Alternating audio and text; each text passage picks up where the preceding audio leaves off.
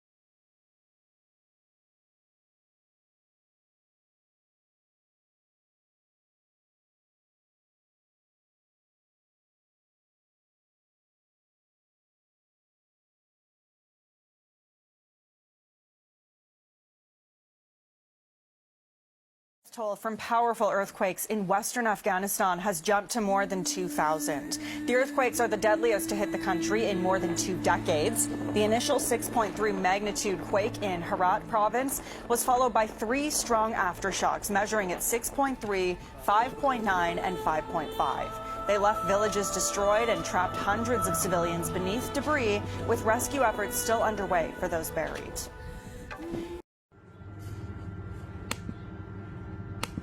To this, but now with fresh eyes, now that we have open eyes and an open mind and we're a level of awareness, have a look at what's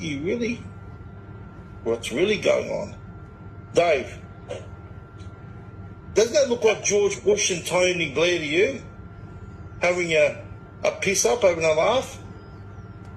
Is it, well, is that, no, you know what that is, SCB. Holy, I just realized that. Hold on. You're close. Andy Card. Oh. That's the image from 9/11. Holy crap, bro. This is zoom exactly back what in on they've that so been doing everyone to can us. see it. Look at this. Zoom back in, SCB, so everyone can see. Now zoom back out.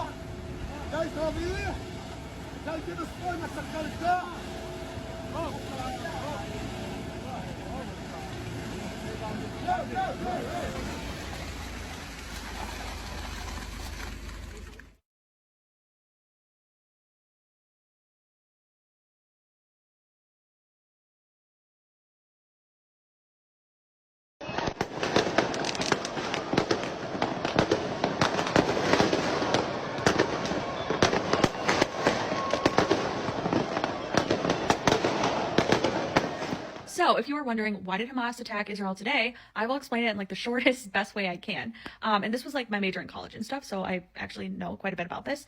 But essentially, Israel is the ancestral homeland of the Jews. Dates back to the Bible. So Jews were actually only used to be called Israelites. They didn't start to be called the Jews until like the 1800s. The Israelites were expelled twice from Israel. Once they went into Egypt and then went back, built the second temple. That crumbled, and then they were expelled in 70 AD.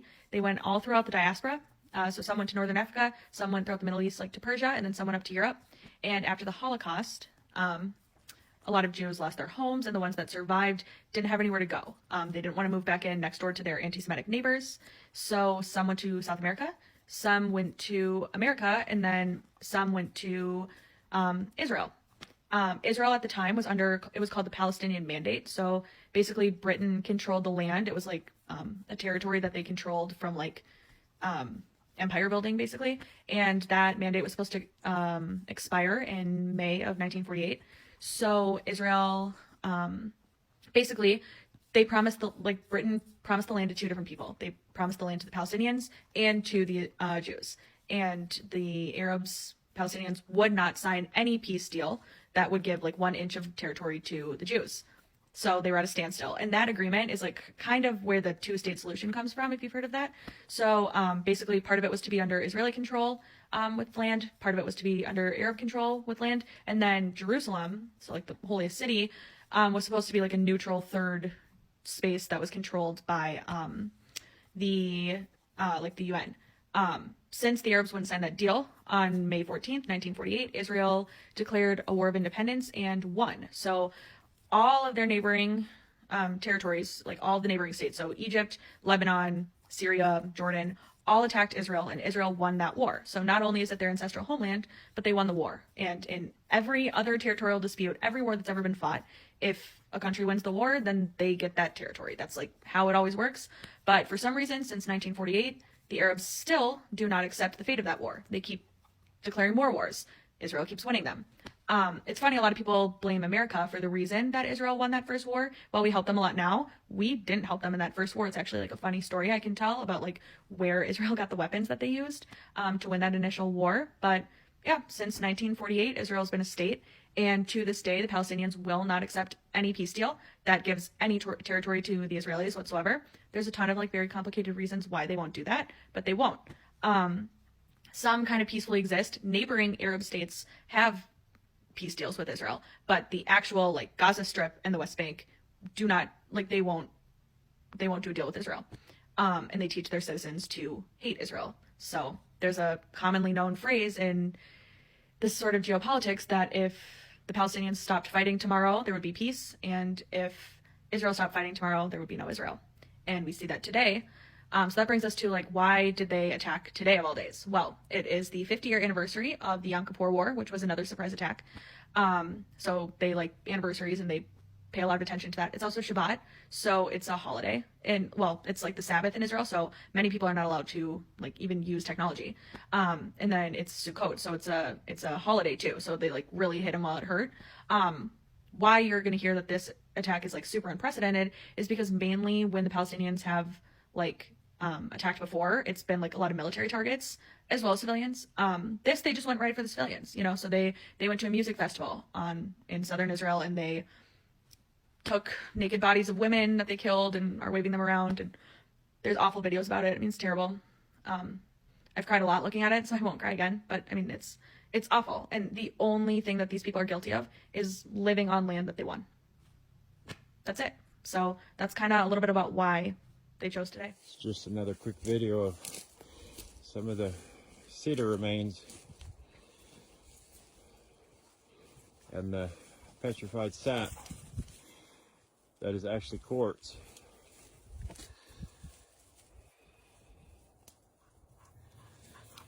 So this piece here is like a grain of sand in the whole ocean. It's so small and insignificant from what it came from. And it doesn't even look petrified. It's pretty crazy.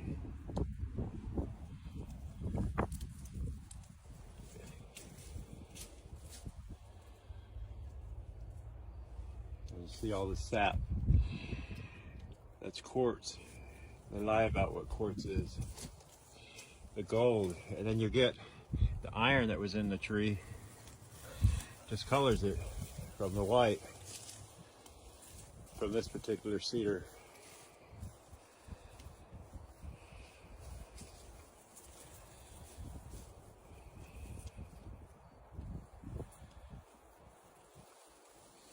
trees are like fibers, okay?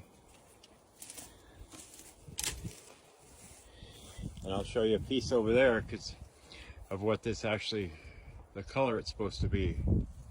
This has all got the lichen on it, and it's not recognizable. There's more of the sap, which is the quartz, and the gold runs in it. So let's walk over here and I'll show you what the true color is.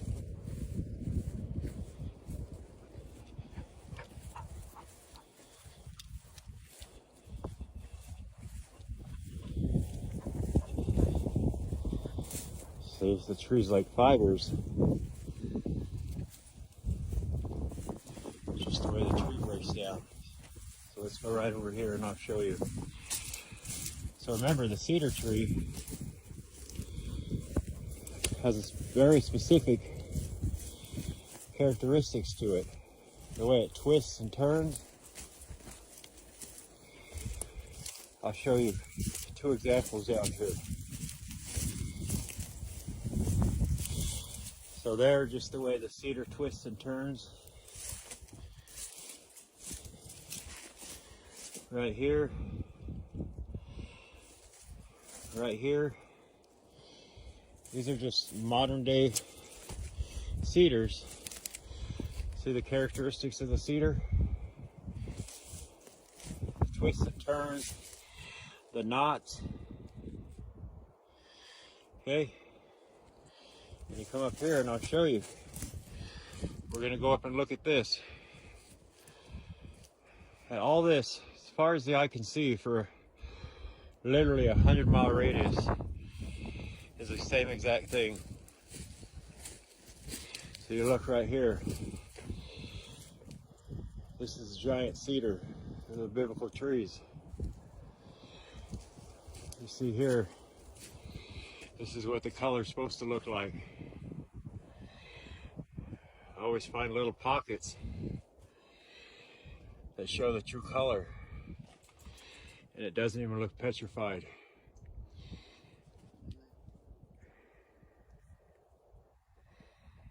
This massive piece here is like a grain of sand in the whole ocean compared to what it came from.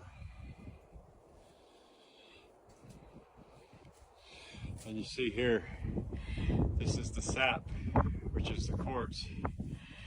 And this was like one massive knot right here. Actually a small one. You come over here and you see just the way the cedar, the characteristics. All of this, it's all the same. And it doesn't even look petrified.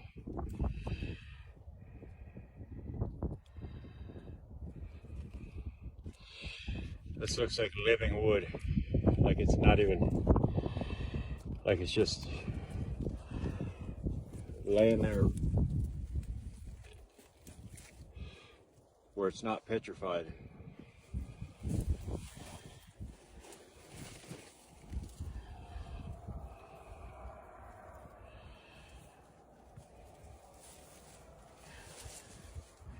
Let's take one more look at this.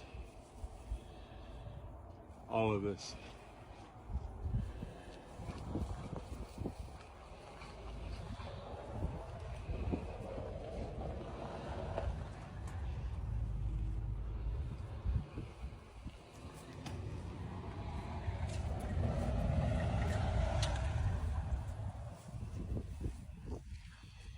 Come right up here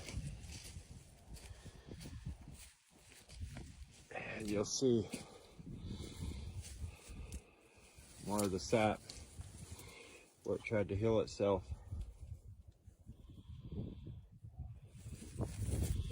Come here, you see a small piece where it's starting to curve. Kind of like that, but it's just the characteristics. And it's all the same as far as the eye can see. All of this. It goes on and on and on. All right, we're gonna end this here. I have a message for everybody in America right now who is going through this situation right here where your rent is skyrocketing. You're feeling like you can't afford anything, and everything is becoming stressful. If you have this option on the table for you right now, this is going to set you up for your future to be an amazing future. I'm going to tell you this right now, and don't have no shame in your game. Go home. Go back to your parents' house right now. Save your money, because right now things are going crazy. Food is too high. Rent is too high. And the jobs are not paying enough. So imagine if you can go home right now and stack up your money. Check out this video. It will let you know how impossible things have gotten and why there should be no shame in your game to go home right now. America, no matter your age, if you're feeling this, go home. Check this out. We've all heard stories of 20 and 30-year-old kids who can't afford to buy a house and even can't afford rent and are moving back in with their parents. This isn't happening because young people have suddenly gotten lazy. Monthly mortgage payments for home buyers are up 20% just in the last year, and that's because interest rates have doubled. Meanwhile, the cost of the average home has gone from $250,000 to $400,000 just since 2019. And those higher home prices have also driven up the cost of rent. So now Americans are paying a third of their income for rent. That's the highest ratio since records were kept. So what's happening? Well, what's happening is BlackRock, State Street, and Vanguard, these giant corporations which own 88% of the S&P 500, are going into real estate. These investment firms swoop in as soon as a house comes on the market. They outbid prospective home buyers with cash offers. They add that property to their investment portfolio, and then they rent it back to you or your children at the most exorbitant rate that the market can bear. So how can our kids or the typical American homeowner win a bidding war with BlackRock? By 2030, these giant corporations are on track to own 60% of the single-family homes in our country. So BlackRock wants to be everybody's landlord and everybody's neighbor, but I'm not going to let that happen. When I get to the White House, I'm going to restore affordable home ownership to every American, and I'm going to do that without raising the national debt.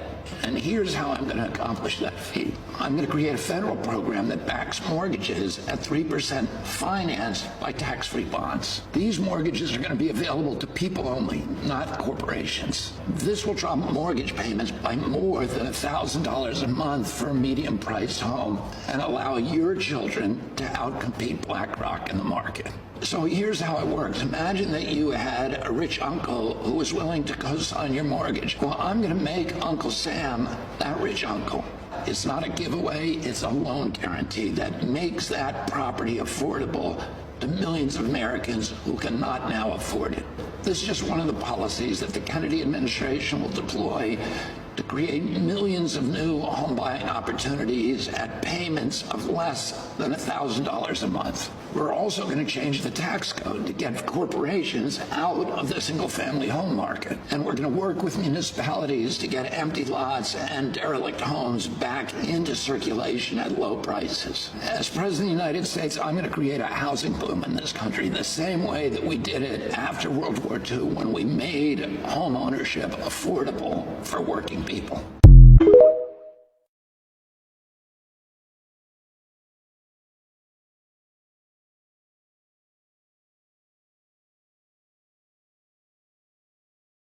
Oh my God, guys, stop and look at this. What the hell happened to these children? All of them. Thank you, that's what I like. What? Where did they go? In mid-sentence.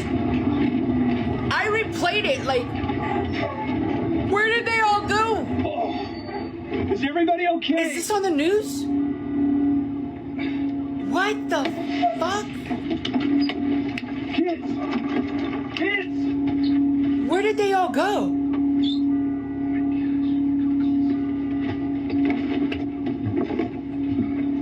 hell? I got nothing. Rewind. When I say the rocks were alive, I meant the rocks were alive. Do you really think this is just coincidence? Do you really think this is just some pareidolia? We're not just seeing faces here. A whole lot more than just faces. A coincidence is going to the market and seeing your friend there at the same time. Pareidolia is seeing faces in clouds. This isn't seeing faces in clouds. Just think of where all that pink Himalayan salt comes from.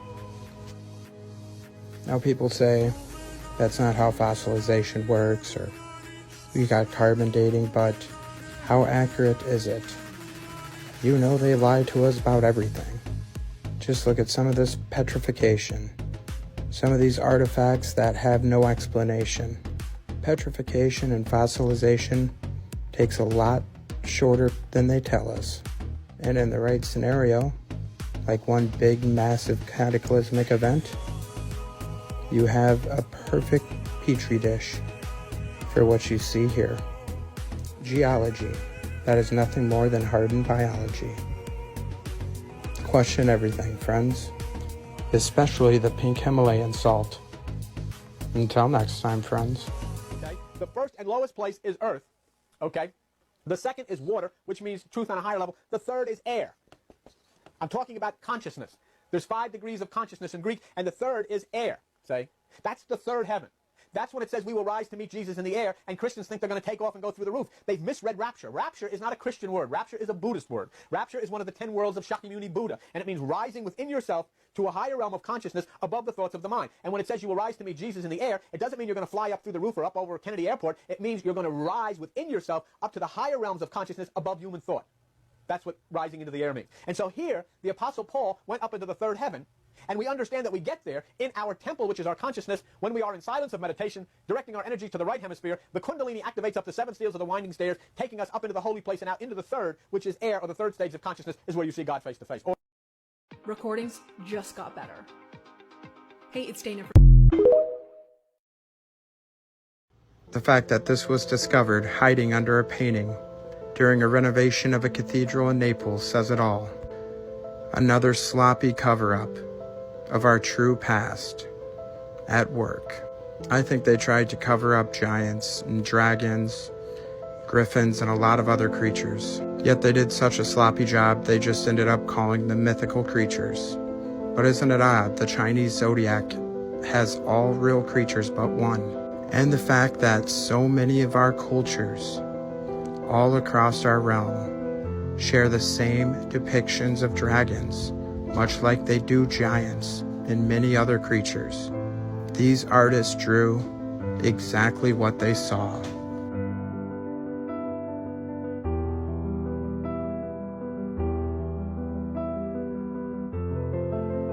And you can still find some mud fossil remains. Like here's the Dragon Head cave in Egypt. This world is vastly different than what we've been told it was. And why cover up dragons? It's the same reason why they lied to us about all of our history. Those unaware of their true past and their true origins are all that much easier to control. Perhaps dragons explained some of those melted castles. And just look what our old dictionary said about dragons. Now rare. And even a news story from England. This was just a few short generations ago. As they say, it only takes a few generations to completely erase our knowledge of our true history. And sloppy as it may be, they have succeeded in doing that. Question everything, friends. Until next time.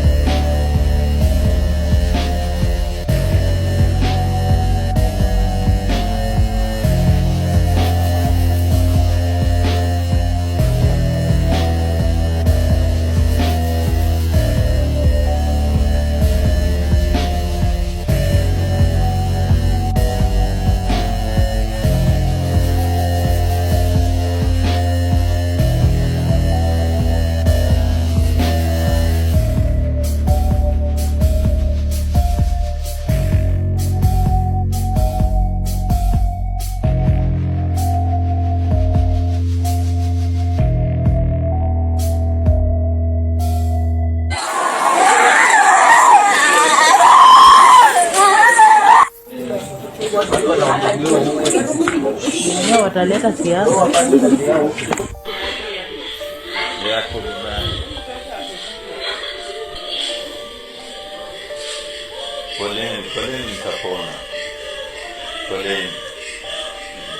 Mystery illness in Kenya leaves school children with paralyzed legs. Over 90 girls hospitalized. School shut down permanently.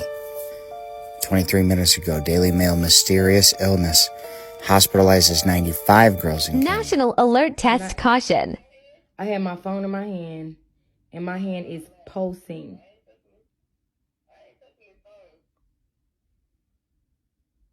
Do you not see my nerves? I'm not even doing nothing. This is crazy.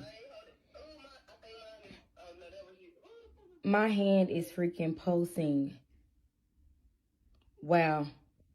Like, I'm literally doing nothing. I'm just...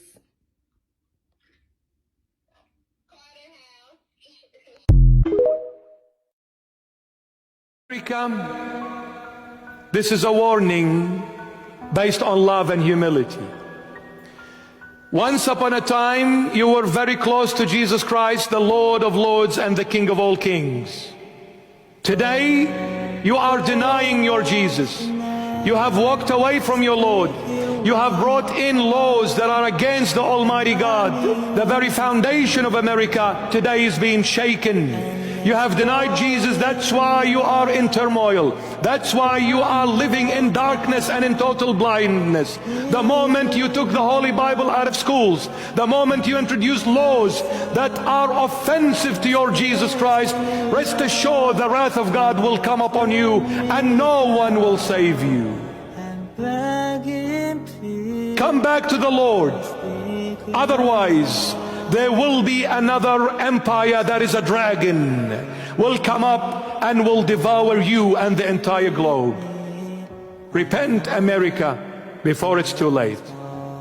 Come back to your Lord and to our Lord and to the Lord of all and to the God of all and to the King of all, Jesus Christ of Nazareth. Come back.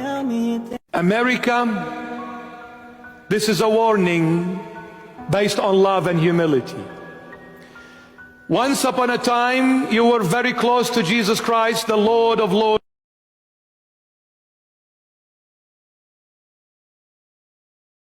Yeah, they going into hotel rooms, but what about the American homeless though?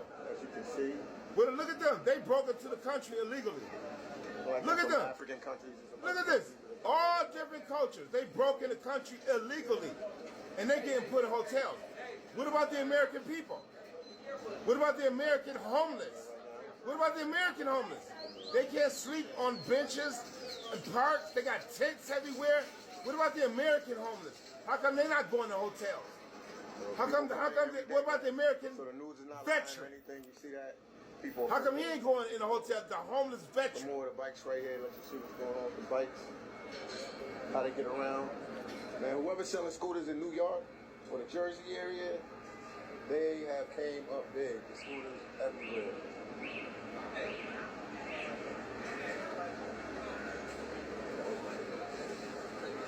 you go.